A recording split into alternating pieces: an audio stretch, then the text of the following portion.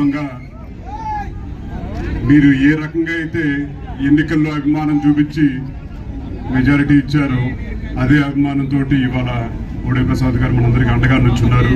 భవిష్యత్తులో కూడా ఇలాగే కలిసికట్టుగా ఉండాలని చెప్పి కూడా మిమ్మల్ని అందరినీ కోరుకుంటూ, ప్రజల కోసం పోరాడితే తప్పకుండా ప్రజలు గుర్తుంచుకుంటారని చెప్పని ఒక ఉదాహరణ కీర్తిశేషుడు వంగవీటి మోహన్ రంగా గారు.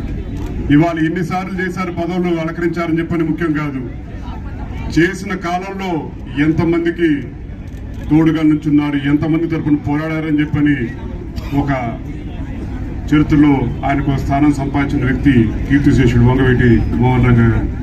ఆయన కేవలం 3-3.5 సంవత్సరాల పాటే శాసనసభ్యుల కింద ఉన్నారు.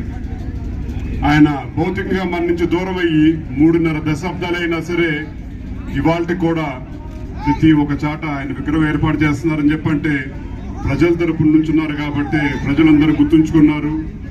ఆయన ఒక కులం సంబంధించి, ఒక మతం సంబంధించి, ఒక ప్రాంతం సంబంధించి, ఒక పార్టీ సంబంధించిన వ్యక్తి కానే కాదు, పేద బడుగు బలహీన వర్గాల ఆశ జ్యోతి అని చెప్పంటే కీర్తిశేషులు వంగవీటి మోహన్ రంగా గారిని చెప్పని కూడా సగర్వంగా ఇవాళ కూడా చెప్పుకుంటా ఉన్నాం. తప్పకుండా రాబోయే రోజుల్లో కూడా ఇదే ఐకమత్యంతో మీరు చూపించే